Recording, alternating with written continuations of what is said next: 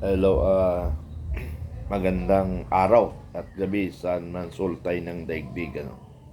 So, ang pag-usapan natin dito, yung gulo sa pagitan ng US, Israel versus Iran. So, nagkaroon ng pagsalakay ng Amerikano sa Iran at saka ng Israel. So yung gulo na yan ay ayon sa mga reaksyon o balita ay gaganti sa United States sa pamamagitan ng mga US bases sa mundo. So kung sino ang mayroong mga US bases sa bahagi ng mundo ay doon sila gaganti. So, ibig sabihin, ang Pilipinas, isa rin sa target nila, So, hindi natin malaman kung ano dapat ang maging tugon natin. Pero para sa akin, bago ko basahin, alamin o bigay sa inyo ang information patungkol sa sinatawag nila EDSA site. EDSA site, what I mean. Dahil yun ang target possible nila. So yung mga malapit sa EDSA site, medyo nagdidelikado. Okay, bakit nga pala may gulo o bakit magulo ang mundo? Sabi nila nga Europe versus Middle East, or lagi ang US ang sentro ng lahat. Dahil ang US, mula sa nagisnan ko yun lang yung akin, ayaw ko na magbalik doon sa history. Ang nagisnan ko, doon lang ako magsimula sa history ko. Hindi muna ako magbuklat kung anong bubuklatin natin. Doon lang sa abot ng aking kaisipan mula akong pinanganak. Nagisnan ko ang United States of America sa murang edad. Ang alam ko, pag sinabing foreigners o taga-ibang bansa, ay Amerikano. Yun ang pagkaalam ko, Amerikano. Kasi nga, na lumaki ako kasi sa Mindanao, sa Opi, Maguindanao. Sa Opi, Maguindanao na kung saan ay pag nakakita ko ng AFP at saka USA, parang ang ibang dating sa akin. AFP yung pala Armed Forces of the Philippines, Then USA, United States of America, Parang sa akin paningin parang unique noon. Habang tumatanda ako at napunta ako kaya sabi ko nga, sa edad kong 14 anyos napapad na ako sa Fort Magsaysay, Palayan City, Dahil nga sa gera sa Mindanao, nakipaglaban tayo, nakipagpakbakan tayo, nakipagpatayan tayo dahil sa paniniwala at pagdidepensa sa aming bayan, Upi, Maguindanao. Okay. Yung gulo sa mundo is because of paniniwala. Paniniwala o kaya religion. So, with that, hindi mahinto-hinto ang labanan sa mundo because of religion. Religion sa paniniwala. Now, other than that religion, katulad ng China, religion pa rin yan Russia, ganun pa rin. Pero, ang punto na ngayon, ang pinag-uusapan dyan ngayon, maliban sa religion, yung gusto nila ma-maintain ang pagka-superpower.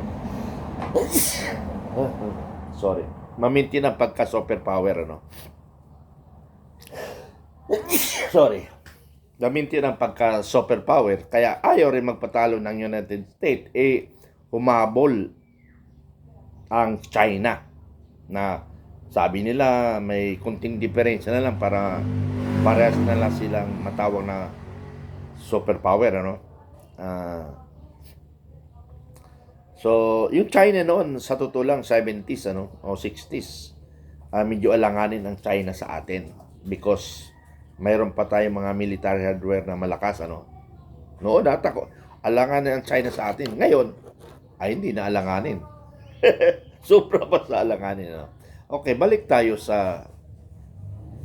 punta tayo sa Russia. Sa Russia, ganun pa rin. Tatlo sila yung mga matawag natin ngayon, superpower.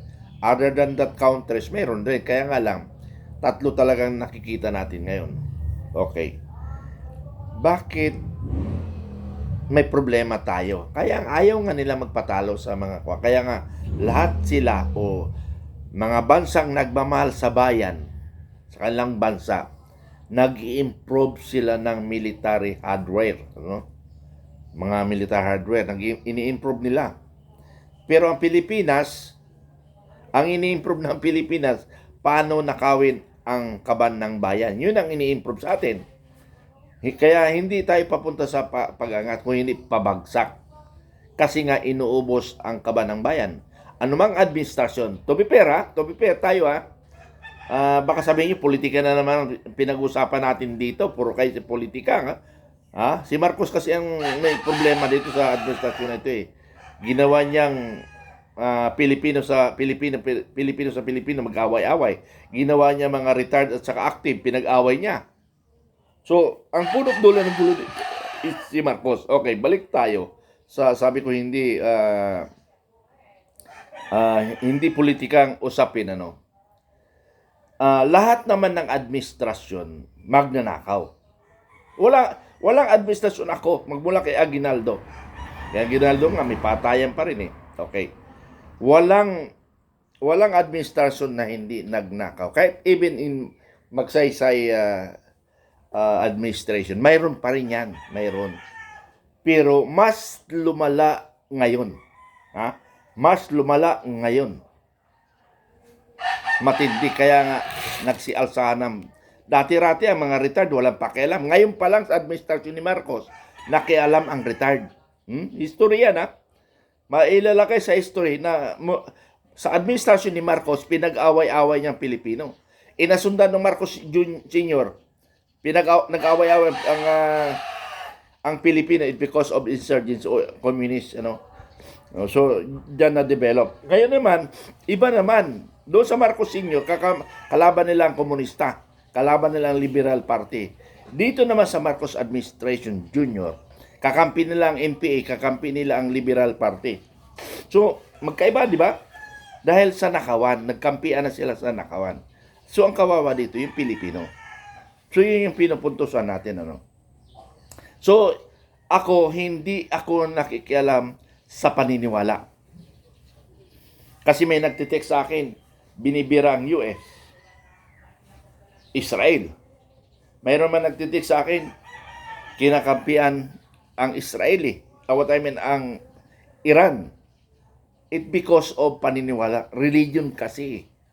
Kaya hindi ko pinapansin yung mga sumbong o ano. Kasi religion yan Awayan ng religion yan. Kaya wag tayo makisawsaw kung hindi naman tayo involved. Wag na tayo makisawsaw kasi nakakadagdag pa tayo ng problema. Nakakadagdag pa tayo ng problema. Okay, bakit may gulo sa Pilipinas? Bakit may gulo sa Pilipinas? Dahil ang komunista, gusto niya maging komunista ang bansa. Magiging komunista, ayaw nila sa demokrasya. Bakit may problema sa Mindanao? It because of religion also. Sa paniniwala, sa belief, So, yun ang problema natin. So, kung tayong Pilipino, ang pag-uusapan lang natin, we are both Filipino. We will not talk religions. We will never talk religions. Kasi hindi tayo magkakaintindihan kung mayroong mga gano'n, hindi na ako nakikipagdebate. Bakit? Halimbawa ako, Katoliko. Namatay, bumaliktad ng Katolik ako. Pero ang binabatikos ko, Katoliko lang. Hindi Iglesia, hindi Islam, hindi Katoliko lang ang binabatikos because Katoliko ako Karapatan ko yun bilang isang Katoliko. Pero kung biray mo ang isang religion, hindi mali yun. Kasi nga talagang kitang-kita na bias ka kasi Alangan naman na kampihan mo ibang religion, Katoliko ka, di ba? So, huwag natin pag-usapan ang religion o paniniwala kasi hindi tayo talaga magkaintindihan. Okay, yan yung gulo sa Mindanao. Na may pinag-usapan na Amerikano ay talaga nila pastangan tayo. At maraming Pilipinong namatay, 1,000,000 yata namatay nung panahon ng gera ng Amerikano-Pilipino. Normal yung part ng gera yon. Part ng gera yon. Kaya walang sisyan. Kasi kung yung Pilipino-Amerikano naglaban, matagal na yon. Yung Japan, kalaban natin ang World War II, kalaban natin ang Japan, kakampi natin ang Amerikano. So, anong nangyari? Ang Hapon, nagbayad sa atin dahil natalo sa gera sila. So, ganun yun mga kaibigan. So, ang pakiusap ko lang sa lahat ng Pilipino, huwag tayong makilaho sa usaping religion, paniniwala. Kasi kahit anong mangyari, hindi tayo magkakaintindihan. Ito na lang pakialaman natin yung gobyerno natin kasi lahat tayo may karapatan. Kung kakampi kayo ng mga magnanakaw, go ahead. Pero hiling ko lang sa inyo, sabihin nyo yung mga nagawa ni Marcos. Yung nagawa ni Marcos. Sabihin nyo, ano ba ang nagawa ni Marcos? Tapos naman, kinokontroversial yung convoy. Yung convoy dyan sa nangyari sa Inlex. Yung convoy ni Marcos, bunsong anak ni Marcos, at saka kay Daniel Fernando. Lumalabas ngayon sa social media. Very good talagang administrasyon.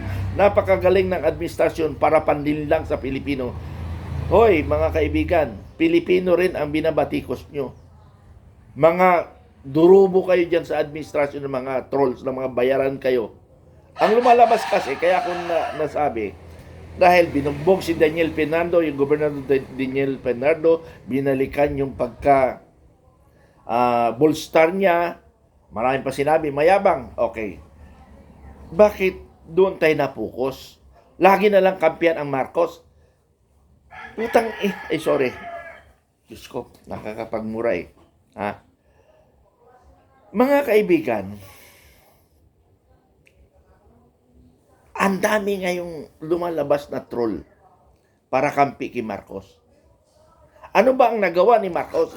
Sana yun ang inyong gagawin nyo. Ipagtanggol nyo si Marcos sa pamagitan ng kanya nagawa. Hindi sa pamagitan ng niyang pagka-adik, magnanakaw. Hindi ganon, mga kaibigan. Ang minamahal natin, politisyan. Hindi ang ating bayan. Diyos ko naman, ewan ko ba? Mga Pilipino. Okay, punta tayo sa sinasabi ng nagdidelikado na ang bansa, Okay. Merong EDCA site sa Pilipinas. Ilan to? 1, 2, 3, 4, 5, 6, 7, 8, 9, 10. Siyam na EDCA site sa Pilipinas. Siyam yung paggagantihan ng Iran doon sa kali.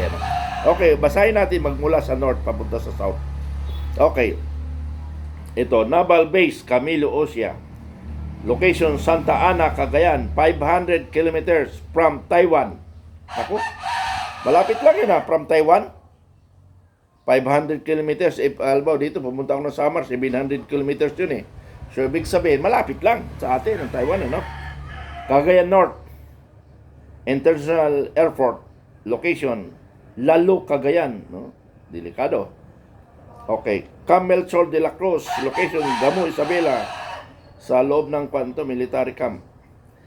Port Magsaysay, Port Magsaysay, Nabisiha. Okay. Cesar Basa Airways, Cesar Basa Airways, location Florida Blanca. Antonio Bautista Airways, Puerto Princesa, Palawan. Balabac Island, location Palawan. Mactan Benito Edwin Airways, location Mactan, Cebu. And Lubia Airfield, Cagayan de Oro. So, pag tiningnan mo yung mga Amerikano site, doon naka-site sa China. Pinaghanda nila ang WIS, WIS Philippines, tama, WIS, nasa WIS, WIS? Pacific Ocean, China, China Sea, nandoon nakapokus ang American site na dito nakabase sa atin sa Pilipinas. So ang purpose nun, nilagay ang base na yan para paano harangin ang China laban pagpasok sa Pacific Town. What Pacific Town? Sa Samar Pacific Town. Pinoprotektahan nila yung Pacific Ocean, So ganun ang mga plano ng United States. So anumang gulo nila yan, huwag tayong makilahok, huwag tayong makisawsaw, pero mag-monitor lang tayo in case of emergency, kailangan natin. So Filipino Guerrilla Forces, gising ulit tayo, maging active tayo para sa darating na problema ng ating bansa. Tuloy lang ang laban natin. We will command you in accordance to situation, So tuloy-tuloy lang tayo. Kung mahal natin ang bayan natin, i-organize natin. Walang ibang magdidepensa sa atin kung hindi sarili natin. Barangay, magdidepensa tayo, Kasi walang ibang magtatanggol. Hindi kaya ng armed forces para protektahan tayo. Tandaan nyo yan, uulitin ko, hindi kaya ng armed forces of the Philippines na tayo ay poprotektahan nila. In general, poprotektahan tayo in general. Pero, siyempre, normally, ang kanilang focus dyan, air and water. Air and water. So, doon sila nakapokus sa air and water pagpasok ng kalaban. So, yung lahat ng corners, sulok ng Pilipinas ay hindi kayang i-provide ng armed forces. Sino ang may kakayahan na mag-provide ng information, intelligence, and defense sa ating bansa?